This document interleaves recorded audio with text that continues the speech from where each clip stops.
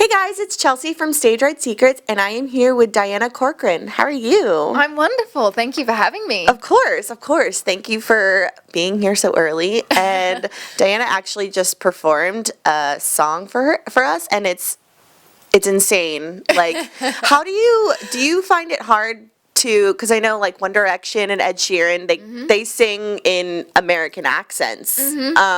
Do you use your accent to its advantage, or do you kind of go to the American side? What's your utilization of that? A lot of people ask me that question, but you've probably asked it really well because it's about how you utilize it. I think, to be completely honest, I don't choose. So I literally just start singing and it sounds the way that it sounds. And I guess there is a little bit of Australian in there, so you will notice that I don't pronounce my R's overly, so that's the Australian. But then there are certain words you have to say in an American accent because otherwise it sounds a bit odd, or nasty. There's a few words. If you go through the words in the dictionary, you'll work out the ones that don't sound good when they're sung in Australian. Yeah, I was gonna ask, have you perfected the American accent since you've been in Nashville, or the country accent, or yeah? I thought that I've been in Nashville for 4 years now. I thought that I would lose my accent because I tend to be one of those chameleon people that wander around or become whoever I'm hanging around. But I haven't really lost my accent. There's a couple of words that I say here and there, but I think but the southern thing, I do the whole, oh, Lord bless his heart, That's awesome. That's about the only thing I can say. Bless his heart. Yeah, bless his heart. That is perfect. Yeah, that's southern. Yeah. Yeah, you just answered everything. All right, so Halloween was on Saturday. Did you have any big plans? Did you dress up? I actually did a show on Halloween. So I occasionally do this show with my friends called Off the Hook, where it's instant songwriting. So it's kind of a comedy thing where the audience throws things out to you and you have to write on the spot. Okay, that sounds awesome. Sometimes it becomes dirty. We have to be careful, but that's okay. I know, right? That's okay. So I did that show and we had to dress up, but I was so busy that week that I didn't have time to get an outfit, so I literally went in my pajamas, but I have to tell you that my pajamas are already a bunny outfit. So that is I wear a onesie. Oh my gosh. A rabbit onesie. Onesies is like how I go through life. Yeah, I know. You have to have at least one, I feel like, to kind of, go through life. If you ever want like a go-to costume, definitely go for the onesie. Yeah. For sure. I walk around the streets in my onesie. I just don't care. Why not? Yeah. Why not? And that's a good way to get noticed. Yeah. That's an awesome way to get noticed. Not as me. It's probably not a good idea, but That's okay. It's all right. We'll go with it. So you came to Nashville a couple years ago. Do you have any favorite restaurants or stores that you like to go to as like your hangout? Wow, that's a good question. I am all over the shop because my friends are very eclectic, so they like all kinds of different things, like in terms of stores, where to shop or where to drink coffee. Okay. So I feel like I'm discovering a new place, and that's the great thing about Nashville too, is that it's growing so rapidly, and it's become so cultured that I think you can literally visit a new place every week and discover something new. So I'm a big fan of Ugly Mugs Cafe just because it's over in East Nashville where I live. Yeah. Okay. All right. Ugly Mugs. We'll have to go check that out. Ugly Mugs. So your album came out here in America. How does it differ from the album that came out in Australia? You know what? We've put a couple of my hits on it from Australia because we just knew that they worked. It was like, well, why waste good music? Why not take it to the rest of the world? Right. So I've recycled some music and put some new music on there, but they're all new recordings. So it's a complete and most of the songs, 80% of the songs are new, and it's in terms of being different though from Australia, there is a slight variation. I've found that with American audiences, they do prefer some songs better than others in comparison to Australia. So it's just about We're weird. It's fine.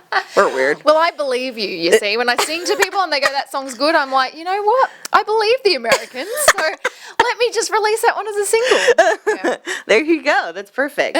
So you have kind of mastered both the performing craft and the writing craft. Which do you prefer to do? I love that you say mastered. I don't think we've ever mastered it, but I'm going to take that. You've got really good at it. You're really good at it. It's really hard to say what I prefer more because I feel like, and I'm sure a lot of artists can relate to this, there's almost like a creative ADD syndrome going on. So it's like one day I'm into this and the next day I'm into something new. And you know, and even though I'm a country artist and I am country, I write all genres. So, you know, one day I'm just die hard dead set that I'm going to write a pop song. The next day it's just like, no, I'm so country today.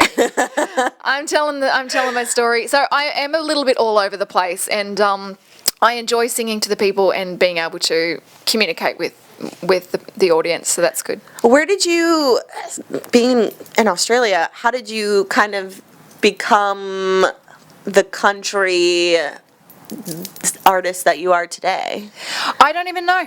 Not like one defining moment that you were like, I'm country. Well, that is the weird thing. I think I was born country, and I think that's how it is. Like, my pop music is very pop, but as an artist, I am country, and I think it's just because I am. You know, I grew up in the country, in the middle of nowhere in Australia, in a little town called Parkes, and we, you know, my parents were listening to all genres. Mum was obsessed with the Beatles and Olivia Newton-John, and so I had exposure to everything. Mum said I was singing before I was talking, so I really think people who stick it out in this business and make a life of it, they haven't really chosen it. It's just like, oh, whoa, I woke up and I was here. Absolutely.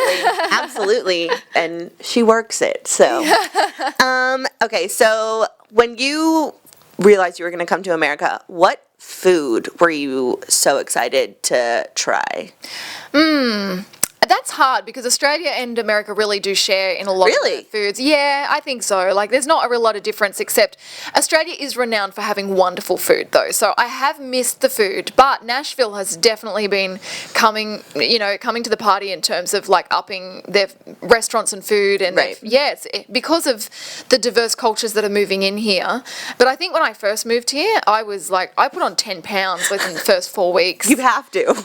And I was told that when I came to America, I was going to put weight on, and it was right.